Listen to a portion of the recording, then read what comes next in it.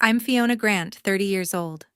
I poured my heart into planning my mom's birthday party at a historic mansion in Savannah, Georgia, every cent, every detail, all on me. I thought it'd be the night my family finally saw me. Instead, they handed out custom t-shirts.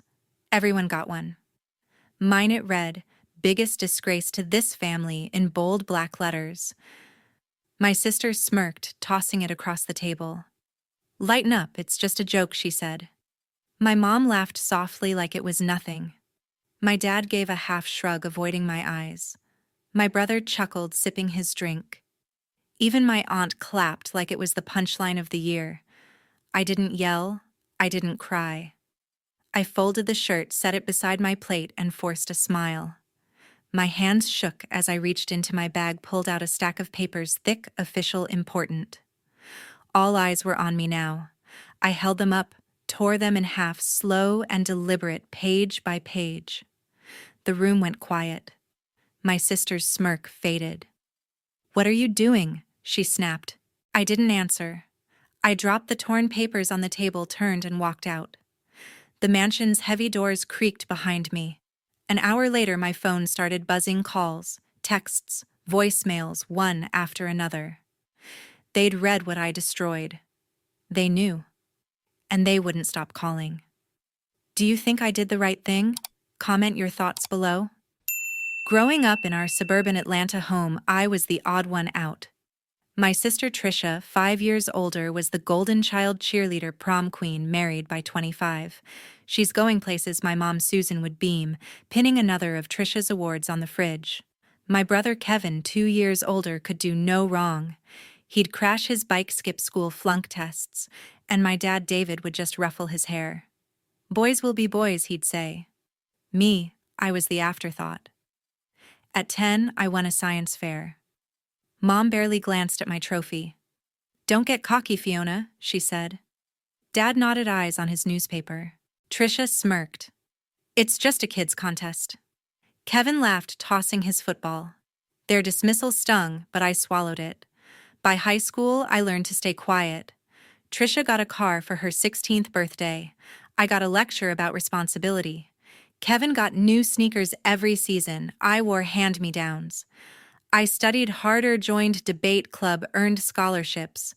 Overachiever Trisha would scoff like it was an insult. Mom and Dad never showed up to my events, too busy with Trisha's pageants or Kevin's games.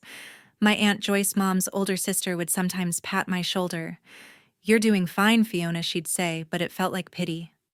I craved their approval, but it never came. College was my escape. I moved to Athens, Georgia, studied event management, and threw myself into internships. I planned galas, weddings, corporate retreats, each one sharper, bigger, better. By 25, I started my own company, Coastal Events. It grew fast: corporate clients, celebrity weddings, festivals. Within 5 years, it was worth $20 million. I didn't brag. I didn't need to. But I still sent money home. When Mom's hospital bills piled up after her knee surgery, I paid them off $80,000, no questions asked. When Trisha's kid needed braces, I covered it. Kevin's car broke down. I wired him $10,000. Christmas gifts, birthday checks, random deposits. I never said a word. They never asked where the money came from. "Fiona's just lucky," Trisha would say, rolling her eyes. Mom and Dad took the cash. No thank you, no questions. I thought success would change how they saw me. I'd show up to family dinners dressed sharp, driving a leased BMW, dropping subtle hints about my work. "Booked a big client last week," I'd say. Mom would change the subject. "Trisha's redecorating her house," she'd gush. Dad would nod. "Kevin's starting a new job." My wins didn't matter. To them, I was still the kid who didn't fit. Trisha would whisper to Kevin loud enough for me to hear, "She's trying too hard." He'd snicker. Aunt Joyce might smile weakly, but she never spoke up. I kept trying, though. I'd call Mom weekly, send Dad articles about my industry, invite Trisha to my events. Nothing stuck. They'd cancel last minute, make excuses, or just forget. Once I overheard Dad tell a neighbor, "Fiona's fine, I guess." Not like Trisha or Kevin. It cut deep, but I didn't let it show. Instead, I poured everything into my work. Coastal Events landed a contract with a major tech firm, $500,000 for one gala. I hired staff, opened a second office, kept climbing. But every family visit reminded me I was invisible to them. The money I sent wasn't enough either. Trisha asked for more $20,000 for a new kitchen. I paid it. Kevin needed cash for a business idea, $15,000 gone in a month. Mom and Dad's mortgage payments lagged. I covered 6 months, $90,000. They never said thank you. They never asked how I did it. I told myself it was fine. I was helping. Maybe one day they'd see me, really see me. That hope kept me tied to them even when it hurt. Planning my mom's birthday was my last attempt to change their minds. I threw myself into planning Mom's birthday, and I wanted it to be unforgettable, a chance to prove I wasn't the failure they saw. I chose a historic mansion in Savannah, Georgia, with its grand columns and sprawling gardens, perfect for a milestone celebration. My company, Coastal Events, handled every detail. I booked a caterer for a 5-course dinner, hired a jazz quartet, and arranged a custom cake with Mom's favorite lemon cream. I spent weeks curating a guest list, family, old friends, neighbors, over 100 people. The budget hit $75,000, all from my pocket. I didn't blink. If this didn't make them see me, nothing would. I called Mom to share the plans. "I'm renting a mansion in Savannah," I said, voice steady. "It'll be special." She paused, then sighed. "Sounds like a lot, Fiona. Don't overdo it." Her tone was flat, like I was planning a backyard barbecue. I pushed forward, mentioning the live music. "Jazz is nice," she said, distracted. "But don't expect everyone to show up." I bit my lip, nodding to myself. Dad was no better. I texted him a photo of the venue. "Looks fancy," he replied, nothing else. Trisha was worse. I called her, excited about the cake. "Lemon cream." "Really?" she said, laughing. "Mom's not into that anymore." I knew she was wrong. Mom had loved it for years, but I let it go. Kevin didn't even pick up. I left a voicemail about the guest list. No response. Aunt Joyce was the only one who seemed mildly interested. "That's sweet of you, Fiona," she said when I mentioned the mansion. "But keep it simple, okay?" Her advice felt like a pat on the head, not support. I brushed it off, focusing on work. My team at Coastal Events was in overdrive. We secured a florist for orchid centerpieces, rented crystal chandeliers, and designed a photo booth with vintage props. I stayed up nights tweaking the seating chart, ensuring Mom's friends had prime spots. Every detail screamed perfection, but I wasn't just planning a party. I was building a moment, a chance for them to finally acknowledge me. Beyond the party, I prepared something bigger. I drafted a contract to transfer 10% of Coastal Events shares to Mom and Dad, $2 million in value. It wasn't just money. It was a stake in my success, a way to say I made it and I'm sharing it. I also set up a Kwai Hawk bong for Trisha's 2 kids, $50,000 each, to cover college. I imagined handing the papers to Mom at the party, her eyes lighting up, Dad's nod of approval, Trisha's rare smile. I pictured Kevin clapping me on the back, Aunt Joyce whispering, "I knew you had it in you." The thought kept me going through sleepless nights. I sent the family a group text asking for input on the menu. Trisha replied, "Whatever, Fiona. Just don't mess it up." Kevin sent a thumbs-up emoji, his only contribution. Mom called, but only to ask if I'd invited her old coworker. "She's important," Mom said, ignoring my questions about decorations. Dad didn't respond at all. I tried one last time, emailing them a draft itinerary, cocktail hour, dinner speeches, dancing. Trisha shot back, "Too much. People will get bored." Kevin ignored it. Aunt Joyce replied, "Looks busy. Hope it works out." Mom and Dad stayed silent. Their indifference stung, but I didn't let it show. I double-checked the contracts with my lawyer, ensuring the share transfer was airtight. The Kwai Hawk bong paperwork was ready, names of Trisha's kids neatly printed. I tucked both into a sleek folder, picturing the moment I'd present them. I told myself their coldness was just habit. They'd see the effort, the mansion, the food, the music, the papers. They'd see me. I spent the final week in Savannah overseeing setup. My team hung lights, tested sound systems, arranged tables. I barely slept, fueled by coffee and hope. This wasn't just a party. It was my last shot to change their minds. The party arrived faster than I expected. The night of Mom's party began perfectly. The jazz quartet played softly, guests mingled with cocktails, and the five-course dinner was flawless. I stood by the head table watching Mom smile as old friends toasted her 60 years. For a moment, I thought I'd done it, made them proud. Then Trisha stood up, holding a stack of folded t-shirts, her eyes glinting. "We've got a surprise," she announced, voice sharp with mischief.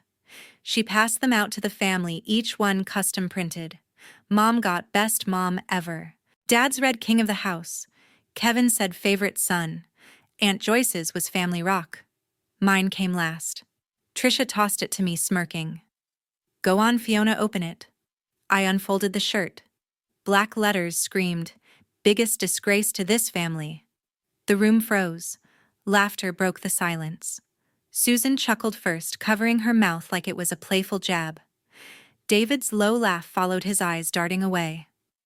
Kevin shrugged, grinning as he leaned back in his chair. Aunt Joyce clapped, nodding like it was the best joke she'd heard. Trisha stood proud, arms crossed. "Relax, Fiona, it's just for laughs," she said, her tone daring me to react. Guests shifted uncomfortably, some forcing smiles, others looking down. My chest tightened, but I didn't flinch. Years of their dismissal, Trisha's sneers, Mom's indifference, Dad's silence, Kevin's apathy flashed through me. This wasn't a joke. It was their truth. I set the shirt on the table, my hands steady despite the heat rising in my face. "Funny," I said, my voice calm, almost cold. I reached into my bag, pulling out the folder I'd prepared, the contract for $2 million in company shares, the Quahog Bong for Trisha's kids, $50,000 each. I held it up, letting them see the crisp official pages. Trisha's smirk faltered. "What's that?" she asked, leaning forward. I didn't answer. Instead, I gripped the folder, tore it in half, then again and again. The ripping echoed in the quiet room. Pages fluttered to the floor. Susan gasped, her hand dropping. David's jaw tightened. Kevin sat up, eyes wide. Aunt Joyce stopped, clapping, her face pale. Trisha stepped closer. "Fiona, what the hell?" she snapped, voice shaking. I kept tearing, slow and deliberate, until the papers were confetti at my feet. The guests stared, some whispering, others frozen. I looked at Trisha, then Mom, then Dad. "You think I'm a disgrace?" I said, my voice low but clear. "Fine. Let's see how you do without me." I dropped the last shred, turned, and walked toward the mansion's heavy doors. Trisha called after me. "You're overreacting." Mom's voice cracked. "Fiona, come back." Kevin muttered something I didn't catch. Dad said nothing, his chair scraping as he stood. Aunt Joyce reached out. "Wait, honey." I didn't stop. The doors thudded shut behind me, muffling their voices. I stepped into the cool Savannah night, my pulse pounding but my mind clear. I'd spent years chasing their approval. No more. The drive back to my hotel was silent, my phone still in my purse. I didn't check it. I didn't need to. I knew they'd realize what those papers were, the shares that could have secured Mom and Dad's future, the Quahog Bong for Trisha's kids. They'd see what they'd thrown away. I pulled into the hotel lot, parked, and leaned back in my seat. For the first time in years, I felt light. Not angry, not sad, just free. By morning, I had 20 missed calls and a flood of texts. Trisha's came first, a voicemail dripping with venom. "You think you're clever, Fiona, ruining Mom's party like that? You're pathetic." I deleted it without a second thought. Susan's message was softer but sharp. "Fiona, we need to talk." "Those papers? What were they? Call me?" David's text was blunt. "You went too far. Fix this." Kevin sent a single line. "Nice stunt, Fiona. Real mature." Aunt Joyce left a voicemail, her voice shaky. "Honey, I didn't mean to laugh. Let's sort this out. I ignored them all, my screen glowing with their panic. They'd pieced together what I'd torn up. A guest had gathered the shredded papers, $2 million in company shares for mom and dad, $50,000 each for Trisha's kids' college funds. Trisha figured it out first, probably when she saw the letterhead of my lawyer's firm on a fragment. She didn't call again. Instead, she took to social media. Her post on Facebook was public tagged, with my name, Fiona Grant. The drama queen ruined our mom's 60th birthday with her tantrum, tore up important papers just to make a scene. It racked up likes from her friends' comments calling me ungrateful and spoiled. I scrolled through it, my stomach tight, but I didn't respond. I'd learned long ago that arguing with Trisha was like shouting into a void. Susan and David didn't bother with phones anymore. They started talking to anyone who'd listen, neighbors, cousins, mom's book club. Fiona's always been dramatic. Susan told her friend over coffee loud enough for it to spread. She lost it at the party, destroyed something important. David nodded along at a family friend's barbecue, adding, "She's got no respect. Never has." Their words filtered back to me through a mutual acquaintance who texted horrified, "Your parents are saying you had a breakdown." I stared at the message, my jaw clenched. They weren't just upset. They were rewriting the story to make me the villain. Kevin piled on, texting me again. "You embarrassed us all. Why can't you just be normal?" His words stung, but I didn't reply. Trisha's posts kept coming. She shared a photo of the t-shirt captioned, "This was a joke," but Fiona made it all about her. Typical. Her followers ate it up, leaving laughing emojis and comments like, "What a mess." I watched the notifications pile up, each one a jab, but I stayed silent. My phone rang again. Susan, then David, then Aunt Joyce. Voicemails stacked up. Susan's tone shifted to pleading, "Fiona, we didn't mean it like that. Call us back." David's was gruff. "You can't just walk away like this." Joyce's was gentler. "We're family, Fiona. Let's fix it."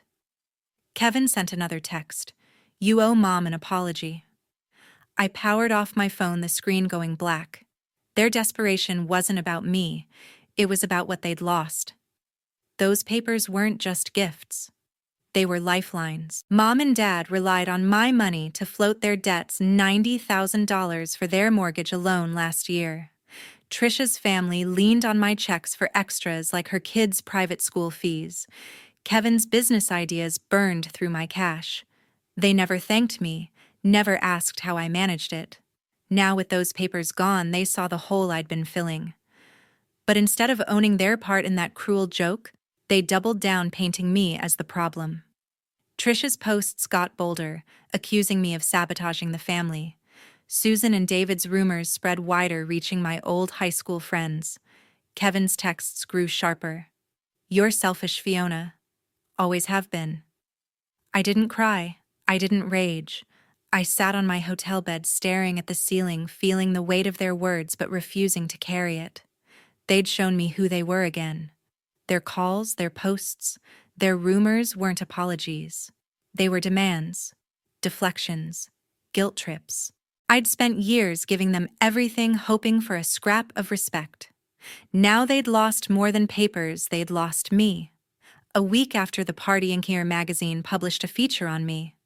A journalist had reached out months earlier, impressed by coastal events' rise. I'd hesitated, not wanting to seem boastful, but after the t-shirt stunt, I agreed to the interview. The article dropped online, titled "Fiona Grant, the event planner who built a $20 million empire."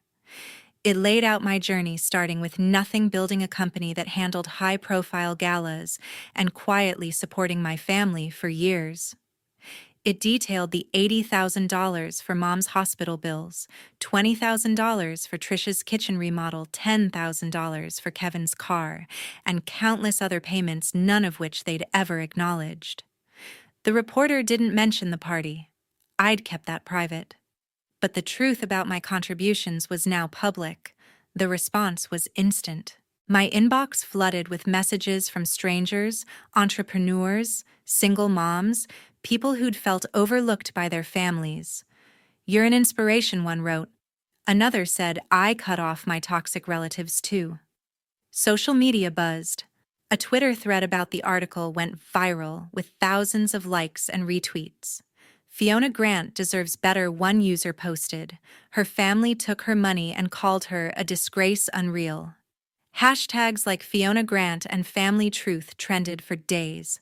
My followers on Instagram doubled, then tripled. Clients sent emails praising my work, some offering new contracts. A local charity invited me to speak at their gala. I read every message, every comment, my heart swelling. For the first time, I felt seen not by my family, but by the world. Trisha's world unraveled first. Her Facebook posts backfired. People who'd seen the article started commenting on her page. "You called her a disgrace after she paid for your kids' school." Her followers dropped by the hundreds. A local boutique chain where she'd been a brand ambassador canceled her contract worth $15,000 a year, citing values misalignment. Trisha tried to save face, posting a vague apology. "I didn't mean to upset anyone. It was a misunderstanding." It got no traction. Her friends stopped engaging and her posts dried up. She texted me once, a curt, "You didn't have to go public." I didn't reply. Her anger wasn't my problem anymore. Kevin hit a wall next. He'd been pitching a startup to investors banking on my name to boost his credibility. After the article, a venture capitalist emailed him declining a $200,000 loan. "We can't back someone tied to that family drama," the email said, forwarded to me by a mutual contact. Kevin's texts turned desperate. "Fiona, you're ruining my life. Talk to these people." I ignored him. He'd never cared about my efforts before. Now he was paying the price. His startup stalled and he started borrowing from friends, his confidence crumbling. Susan and David felt the squeeze hardest. They'd relied on my money to keep their lifestyle afloat, $90,000 for their mortgage, plus smaller checks for vacations and car repairs. Without my support, their savings dwindled. Susan called her bank only to learn their credit line was maxed out. David tried to refinance their home, but the lender turned him down, citing unstable finances. Neighbors whispered about their troubles, some linking it to the article. Susan left me a voicemail, her voice tight. "Fiona, we're struggling. You didn't have to do this." David sent a text. "This isn't right. We're your parents." I listened, then deleted. Their words felt hollow, more about their wallets than regret. Aunt Joyce tried to play peacemaker. She emailed me saying, "Fiona, I read the article. I didn't know how much you'd done. Can we talk?" I appreciated her effort, but it was too late. She'd clapped at that t-shirt, laughed with the rest. I didn't respond. The article hadn't just exposed my work, it had shown me who they really were. The public's support gave me strength.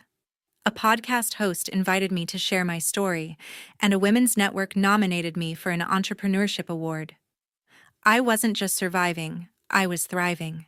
The article shifted everything: my family's lies, Trisha's posts, Susan and David's rumors. Kevin's blame fell apart under the truth. They'd painted me as the problem, but the world saw through it. I didn't gloat. I didn't need to. The comments, the messages, the new opportunities, they were enough. I'd spent years chasing their approval, but now I had something better: respect from people who valued me for me. Their attacks didn't stop. Trisha doubled down on social media, posting a long rant on Instagram. "Fiona's lies in that magazine are tearing us apart. She's always been jealous. Her followers, already thinned out, didn't buy it." Comments piled up calling her out. "You took her money and mocked her. Own it." A local news blog picked up the story, quoting the Inc. magazine article and Trisha's posts side by side.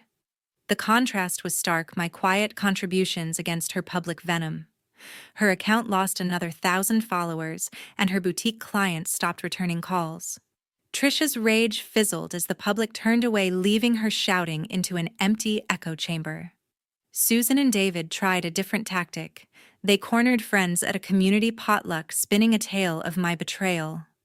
Fiona turned her back on us, Susan said, voice trembling for effect.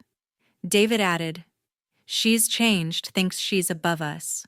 But the article had spread too far. A neighbor interrupted. "Didn't she pay your hospital bills?" Their faces froze. The crowd grew quiet and the story died there. Their attempts to paint me as ungrateful crumbled, replaced by whispers of their own hypocrisy. They stopped talking about me publicly, their credibility shot. Kevin's attacks were more direct. He emailed me accusing me of sabotaging his career. "Your little article cost me everything," he wrote. "I'm out of a job now." He'd been fired from his sales position after his boss read the article and questioned his ethics. Kevin's temper flared in another email. "You owe me, Fiona." I didn't respond. His job loss wasn't my fault. He'd built his career on borrowed money and my name, never his own effort. His messages stopped coming, his bravado replaced by silence. Aunt Joyce made one last attempt to bridge the gap. She showed up at my Savannah office unannounced, her face lined with worry. "Fiona, I'm sorry," she said, clutching a handwritten letter. "I didn't realize how much you'd given. Can we start over?" Her words were kind, but they rang hollow. She'd stood by during years of slights, clapped at that t-shirt. I shook my head. "I'm done, Aunt Joyce," I said, my voice firm but not cruel. "I've given enough." She left, letter in hand, her shoulders slumped. I felt a pang, but I didn't chase her. Some bridges can't be rebuilt. Trisha's life unraveled further. Her husband, tired of her public outbursts and mounting debts, filed for divorce. The settlement left her with little, her brand deals were gone, and my financial help was a memory. She moved into a smaller apartment, her social media now private. Kevin struggled too. Without my cash to prop him up, he couldn't land another job. His startup dreams faded, and he took a part-time gig at a car dealership, barely scraping by. Susan and David faced the worst. Their savings drained, they put their Atlanta home up for sale. The realtor's sign went up last month, a stark symbol of their fall. They downsized to a condo, selling heirlooms to cover bills. I heard this from a cousin, not them. They never reached out again. I didn't watch their collapse with joy. It wasn't revenge, it was consequence. I'd spent years propping them up only to be mocked. Now, without me, their lives reflected their choices. Meanwhile, I thrived. Coastal Events landed a new contract, a $1 million festival in Miami. I hired 10 more staff, opened a third office, and spoke at a national conference. My inbox stayed full, not with family demands, but with invitations, podcasts, panels, even a book deal offer. I bought a small house by the coast, a place that felt like mine. Mornings started with coffee on the porch, the ocean breeze carrying no guilt, no expectations. 2 years later, I stood taller. In a packed ballroom in Atlanta, the National Women's Business Council named me Entrepreneur of the Year. The crowd, 500 people from CEOs to startup founders, rose to their feet, clapping as I stepped to the podium. My navy dress hugged my frame, my hair swept up, a silver award gleaming in my hands. I smiled, not for cameras, but for myself. The citation praised Coastal Events, now valued at $25 million, for redefining the industry. They lauded my resilience, my innovation, my quiet philanthropy, donations to local shelters, scholarships for single mothers. I spoke briefly, thanking my team, my clients, and the strangers who'd lifted me up. I didn't mention my family. They weren't part of this moment. After the ceremony, my phone lit up with messages. Not from Trisha, Kevin, Susan, David, or Aunt Joyce. None of them had reached out since Aunt Joyce's visit. The texts came from people I'd never met. A young woman in Texas wrote, "Your story gave me courage to leave my toxic job." Thank you.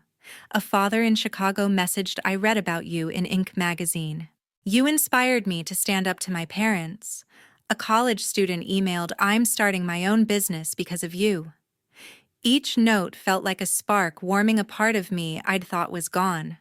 I saved everyone rereading them on quiet nights, a reminder that my worth wasn't tied to my family's approval. I'd heard bits about them mostly through distant cousins. Trisha was rebuilding working a retail job after her divorce, her social media silent. Kevin had moved to a smaller town taking odd jobs his startup dreams abandoned. Susan and David settled into their condo living modestly, their social circle smaller now. Aunt Joyce sent a Christmas card last year signed only with her name. I didn't respond. Their lives had moved on, and so had mine. I didn't check their updates anymore, didn't wonder what they thought. Their voices, once so loud in my head, had faded to nothing. The award wasn't the only milestone. Coastal Events expanded, securing a $2 million contract for a national music festival. I opened a fourth office in New York, hired 20 new staff, and launched a mentorship program for young women in business. My coastal home became my sanctuary with a garden I tended myself, roses blooming under my care. I hosted dinners for friends, real ones who laughed at my jokes, not my pain. I traveled speaking at conferences in Seattle, Miami, London. Each trip, each speech built a life that felt full, not because of accolades, but because I'd chosen myself. The lesson came slowly, carved from years of hurt. I'd spent my life chasing acceptance, Trisha's respect, Kevin's gratitude, Mom and Dad's pride, Aunt Joyce's understanding. I'd tied my value to their nods, their smiles, their fleeting approval. But that night in Savannah, when I walked away, I learned something sharper. Self-respect matters more. No one's validation, not even family's, defines your worth. You do. I'd given them everything: money, time, love, and they'd thrown it back with a t-shirt and laughter. Walking away wasn't just about them. It was about me choosing to honor my own heart. Those messages from strangers taught me something else. Your story, when shared, can light someone else's path. I started a blog not for fame, but to connect. I wrote about building a business, surviving betrayal, finding peace. Readers responded, sharing their own struggles, abusive families, dismissive bosses, dreams they'd buried. I answered every email, every comment, offering what I'd craved: someone to say, "You're enough." My words reached thousands, then millions. A publisher approached me for a memoir. I signed the deal not for money, but to keep the spark alive. Standing on that stage, award in hand, I didn't feel triumph over my family. I felt free. The weight of their expectations, their mockery, their lies, it was gone. I'd built a life that reflected who I was, not who they wanted me to be. The applause faded, but the lesson stayed: respect yourself first, and the world will follow. I walked off the stage, my steps light, knowing I'd found my place not in their shadow, but in my own light.